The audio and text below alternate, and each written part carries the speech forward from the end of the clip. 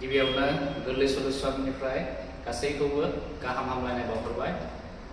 फरायसा नोंथांमोन, जों बयबो मिथिगौ मैया सेबाया SSLC आनजादनि रिजाल्टखौ फोसावबाय आरो बेवहाय गोबां फरायसाफ्रानो मोजां रिजाल्ट खालामनो हादों आरो जोंनि सेन्टारनिफ्रायबो सासे फरायसाया मोजां रिजाल्ट खालामनो हादों आरो बिथाङा आंनि लोगोआवनो दङ आरो बिथांनि मुङानो जाहैबाय पुर्निमा बर'। बिथाङा देग्लायनि SSLC आनजादाव बड'आव 100नि मादाव गासै 98 नम्बर मोननो हादों आरो बिथाङा गासै गांथाम आयदायाव बिथाङा लेटार मार्क मोननानै फार्स्ट डिभिजनखौ आवग्रिनो हादों आरो बिथांजों माखासे बाथ्राखौ डिसकास खालामगोन। बिथाङा माबोरै बड' आयदायाव 100नि मादाव 98 नम्बर मोननो हाखो बेनि बागै मोजाङै सावरायगोन आरो गुबुन गुबुन साबजेक्टफोरनि सायावबो बिथांजों सावरायनाय जागोन।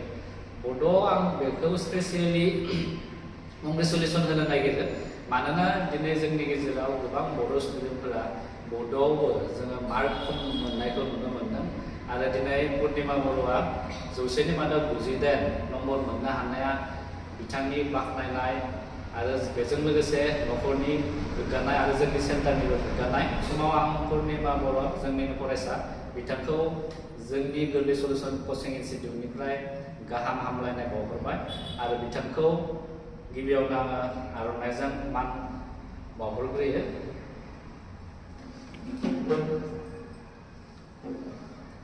दा बिथां पुर्निमा बर'खौ आङो नैबे समाव सोंनो लुबैयो, SSLC आनजाद होबाय, दा बेवहाय दा पुर्निमा बर' बिथाङा जोंनिनो फरायसा, दा बिथाङा मैयानि जा आनजादनि रिजाल्ट मोनबाय, बेवहाय नोंथाङा माबोरै नांदों, गोसोआव गोजोननाय दंना गैया?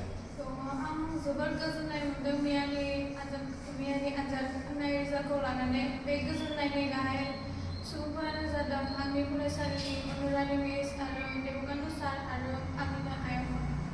दा मैयानि जा आनजादनि रिजाल्ट होबाय, बेवहाय नोंथाङा गांबेसे आयदायाव लेटार मोननो हाखो? गांथाम आयदायाव। मा आयदायाव लेटार मोननो हाखो? बड', समाज बिगियान आरो रिटेल ट्रेड। दा बड', ससियेल साइन्स आरो रिटेल ट्रेड बे गांथाम आयदायाव लेटार मोननो हादों आरो बिथाङा गासै 74% मोननो हादों। दा बिदिनो बे गांथाम आयदायाव लेटार मोननो हादों। दा बे गांथाम आयदायाव बेसेबां मार्क मोननो हादों बेखौ बुंनो हागोन नामा? बड'आव 98, समाज बिगियानाव 93 आरो रिटेल ट्रेडआव 99। दा लेटारफोरनि मार्कखौथ' भिवार्स बिथांमोना मिथिखाबाय। दा बड'आव 98 मोनदों, बेनिफ्राय ससियेल साइन्सआव 88 मोनदों, बेनिफ्राय आरो बेनिनो रिटेल ट्रेडआव जाहैबाय 93 मोनदों। दा बयबो मिथिगौ जोङो 100नि मादाव बड' आयदायाव 98 मोननाय बा सोरबाफोर फरायसाफोरा 99बो मोननो हागौ। जायफोर 90 एबा 98 मोनदों बिथांमोना नैबे भिडिअनि कमेन्ट बक्सआव कमेन्ट्स खालामहर आं 98 बा 99 मोनदों। दा नैबे समाव आं पुर्निमा बर'खौ सोंनो लुबैयो जे बड' आयदायाव 98 मोननाया थारैनो जोबोद गोब्राब। गोबां नाजानायनि गेजेरजोंसो बड' आयदाखौ 98 बा 99 बेबायदि नम्बर मोननो हायो। दा बेवहाय माबायदि नाजानायनि गेजेरजों बड' आयदायाव 98 मोनखो? आङो 10 थाखो मोननायनिफ्रायनो फारसेनिफ्रायनो आङो बिजाबफोरखौ फरायलांनानै गावनि फिननायफोरखौ बानायलांदों आरो आङो गुबुन गुबुन रावखान्थि बिजाबबो नायदों आरो लोगोसे बायदि मैया सानखौबो मोजाङैनो फरायलांदों। दा बिथाङा माने थाखो 9निफ्रायनो मोजाङै प्लेनिं खालामदों जे बड' आयदायाव गोबां माने मार्क्स मोननो थाखाय आरो बेनि थाखाय बियो गोबां फरायदों, गोबां नाजाथाबनायनि गेजेरजों दिनै बड' आयदायाव 100नि मादाव 98 मोननो हादों। बेनि बादैबो गुबुन आयदाफोरावबो बिथांनि मार्क्सफोरा मोजाङानो। आं स्पेसियेलि नैबे समाव बड' आयदानि सायावनो बांसिन डिसकास खालामगोन, मानोना गोबां जोंनि बर' स्टुडेन्टफोरा गावनि बर' साबजेक्ट बड' आयदायाव गोबां जोङो नम्बर खम मोननायखौ नुबोदों आरो बेनि थाखायनो नैबे भिडिअखौ बड' आयदायाव माबोरै जोङो मोजां मार्क मोननो हागोन बेनि सायावनो लाबोनाय जादों। आरो बेवहाय बड' आयदायाव दा 98 नम्बर मोनदोंब्ला दा एन्सारखौ माबायदि लिरनो नांगोन, बा बेवहाय माखासे एन्सार लिरनांगौ जायो, जेरैबायदि बेवहाय 1 मार्कसिम थायो, 1 मार्कसनिखौ फंसे सोदोब एबा सारिसे बाथ्राजों लिरनाय थायो। दा बेखौ माबायदि होयोब्ला साबसिन जायो? फंसे सोदोबजों होनांगौ ना सारिसे लाइनजों बेबायदि फिननायखौ होनो नांगौ?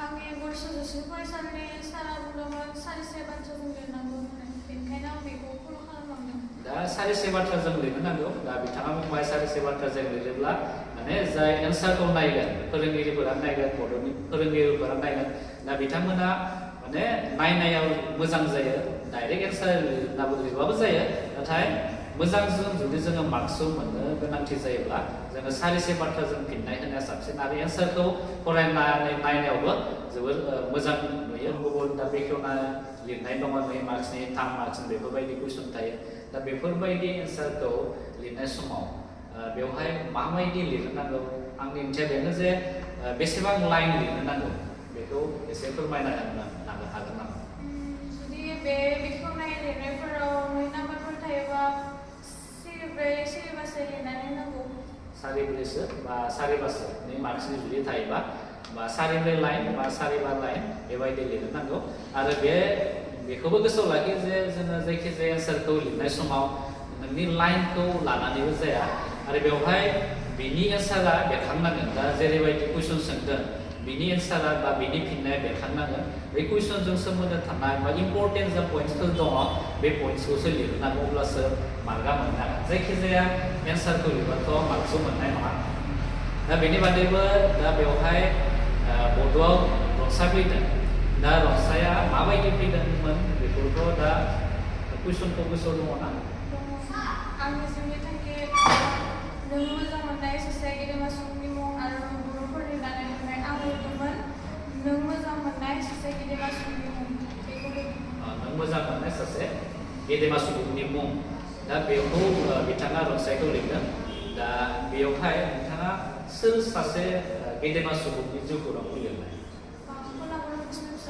कलागुरु विष्णु प्रसाद राभानि जिउ खौरांनि सोमोन्दै लिरदों आरो बेवहाय जायखिजाया जिउ खौरां लिरनो थाङोब्ला बा सोरनिबा जिउ खौरांनि सोमोन्दै लिरनांगौ जायोब्ला बिसोरनि जिउ खौरांनि बागै मोनथिनाया मोजां दा नोंथाङा दा बे बिथांनि दा कलागुरु विष्णु प्रसाद राभानि जिउ खौरांनि सोमोन्दै एक्सट्रा बिजाबफोर फरायनो गोनां जादोंमोन नामा नायदोंमोन आङो आरो बायदि मैया आसामावबो बेयो दंखायो आरो जिउ खौरांबो नायदोंमोन दा विष्णु प्रसाद राभानि बे जायफोर बड' साबजेक्ट दङ दा बड' साबजेक्टनि एक्सट्रा जाय पेट्रिकेल दंमोन बेखौ दा बेवहाय जिउ खौराङा होखानाय दङ बे जिउ खौरांखौ फरायदोंमोन बिथाङा बेनिफ्राय आरो जिउ खौरांनि बादैबो एक्सट्रा बुक थायो जाय बिनि जोनोम जानाय गासैबो माने जिउ खौरांनि बागै मोनथिना मोनो बेफोरखौबो फरायनानै गावनि नलेजखौ बारायनो हायो आरो जिउ खौरांखौ मोजाङै जोङो रनसायफोराव लिरनो हायो दा बे जाहैबाय बेनिफ्राय दा बड'नि जा लेटार मोननायाव बा 100नि मादाव 98 मोननायाव सोर टिचारफोर बा सोर न'नि मानसिफोर सोरबाफोर थुलुंगा होदोंमोन आंनि गोसोजों फरायसालिनि गासैबो सारमोनानो आंखौ खालामदोंमोन आरो बुजायदोंमोन बेबायदि लिरनांगौ आखरफोरखौ साफा खालामनांगौ फारसेनिफ्रायनो आरो एसे आखाइनि स्पिडखौबो बारायनांगौ एग्जाम खालि मानोना टाइमनि एसे माबा जायो आरो न'नि मानसिफोराबो आंखौ रावखान्थि एसे एनै सोलोङोमोन दा बेनो दा जोङो बड' आयदायाव गोबां फरायसाफोरखौनो नुनो मोनो बा जोंफोरनि गोबां फरायसाफोरबो दङ बड' आयदायाव माने समखौ मिलायनो हायैनि थाखाय आनजादफोराव मोजाङै लिरजोबनो हायाखै दा बड'फोरा थारैनो कुइसना इजि फैगोन खिन्थु सोरबाबा फरायसाफोरा बुङो जे समखौ नांबावगौमोन बा सम थोआसै बेबायदि बुङो दा बेखौ होखारनायनि बेबायदि समखौ थोआसै बा समखौ मिलायनो हायाखै आंना हानाय कुइसनानो आद्रा जाबावबाय दा बेफोरखौ होखारनायनि बा बेफोरनिफ्राय बेलेग माबा मोनसे उपाय दङ नामा आं सानो सानफ्रोमबो लिरनाय हुदाखौ खालामलांबाय थानांगौ होमबानिया आखाइनि स्पिडाबो एसे फैयो दा बेनो दा जोङो एग्जामाव डाइरेक्ट थांनानै लिरनायखौ जोङो साननाङा जायखिजाया जोङो न'आवनो प्रेक्टिस खालामनांगौ जोङो बड' आयदाखौ हाखागोन होननानै जोङो गारना दोननो नाङा बड' आयदायाव जोङो कुइसनफोरखौ लाबाय न'आवनो बेखौ मोनसे टाइमनि गेजेरजों जोङो बा हमना ला 3 मार्क्सआव हमना ला माबा मोनसे टाइमनि गेजेराव बेखौ लिरनो थाखाय नाजानांगौ आरो बेबायदि प्रेक्टिस खालामनायनि गेजेरजों मोजां मार्क मोनगोनखौ आसा खालामनाय आरो बिथां पुर्निमा बर'आ बिदिनो प्रेक्टिस खालामनायनि गेजेरजों दिनै बड' आयदायाव 100नि मादाव 98 जौखोन्दोखौ नाम्बारखौ मोननो हादों। बेनि बादै बड' आयदायाव दा ग्रामारबो फैयो, जों बयबो मिथिगौ।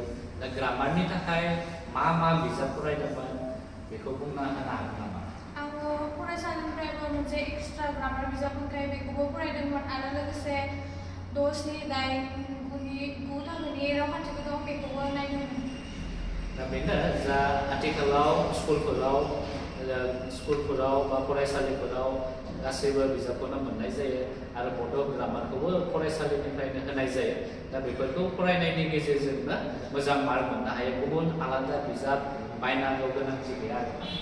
दा बेनो गुबुन आलादा बिजाब बायनांगौनि गोनांथि गैया। फरायसालि बा स्कुलफोराव गभार्नमेन्टआ सोरखारा जा बड' ग्रामार जायखिजाया बिजाबखौ फरायनायनि गेजेरजोंनो मार्कखौ मोननो हायो होनना बुंदों। जायफोर फरायसा बिथांमोना देग्लायनि SSLC 2024 मायथाइनि आनजादनि फिथाइखौ मोनबाय, बिथांमोननो आंनि गोसो गोरबोनिफ्राय एबा जोंनि गोरलै सल्युसन कचिं सेन्टारनिफ्राय बा गोरलै सल्युसननिफ्राय गाहाम हामलायनाय बावहरबाय। आरो जायफोर फरायसा बिथांमोननि आनजादनि फिथाइया गाव लुबैनाय बायदि बा जाफुंसारनो हायाखै बा गाव लुबैनाय बायदि पारसेन्टफोरखौ जौखोन्दोफोरखौ मोननो हायाखै, बिथांमोना गावनि गोसोखौ लोरबां खालामनाङा।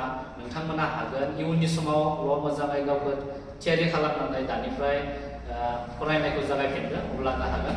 आरो जायफोर फरायसा बिथांमोना बा उथ्रिसारनो हायाखै, बिथांमोनाबो गावनि गोसोखौ लोरबां खालामनो नाङा। बेनिफ्राय गासैबो मोजाङै सानै हयै दिनैनिफ्रायनो बा गोबाव खालामालासे थियारि खालामफिनदो, फरायनायखौ जागायफिनदो, अब्लानो नोंसोर गासैनिबो आनजादनि फिथाइया मोजां जागोन। आरो नैबे समाव आं बिथां पुर्निमा बर'खौ जोबथा कुइसन सोंनो नागिरबावो। बे फैबाय थानाय जायफोर 2025 मायथाइयाव मेट्रिक आनजादखौ होगोन, बिथांमोना माबायदि फरायनांगौ बेनि बागै एसे एडभाइस होगोन? गोबाङानो 2025 मायथाइयाव SSLC आनजादाव जगोन, बिसोरो बर' आयदाखौ गोरा होननानै गारना दोनो। बेबायदि गारनानै दोननो नाङा, मानोना बर' रावा जोंनि मोनसे गोनांथि राव। आरो गुबुन साबजेक्टखौ जेरैबायदि मोजाङै फरायलाङो, बर'खौबो बेबायदि समानै फरायलांब्ला गासैनिबो रिजाल्टआ मोजां जागोन। आं बेखौनो आसा खालामो। दा बेनो जोङो दा गुबुन साबजेक्टखौ जेरैबायदि मेथ्स बा साइन्स बा जायखिजाया गुबुन साबजेक्टफोरखौ जेरैबायदि फरायो, बेबायदि गुबुन साबजेक्टखौ फरायनायनि अनगायैबो बड' आयदाखौबो मोजाङै जोङो थि मोनसे सम लानानै बा सानफ्रोमबो जोङो गुबुन साबजेक्टफोरखौ जेरैबायदि फरायो, बेबायदि फरायोब्ला जों बयबो बा बिथां पुर्निमा बर'आ जेरैबायदि 99 मोनदों, बेबायदि साफ्रोमबो बर' फरायसाफोरा 99, 99 बा 100नि मादाव 100 मोनगोनखौ जोङो आसा खालामनाय। दा जोबोद गोजोननाय थाबाय। आरो भिउवार्स बिथांमोनखौ इयुननि समाव बा जोङो बिदिनो सावरायलायनाय बा मोगा-मोगि आयदा लाबावनाय जागोन। बे समाव गासैखौबो लोगो मोनगोन। दा गोजोननाय थाबाय।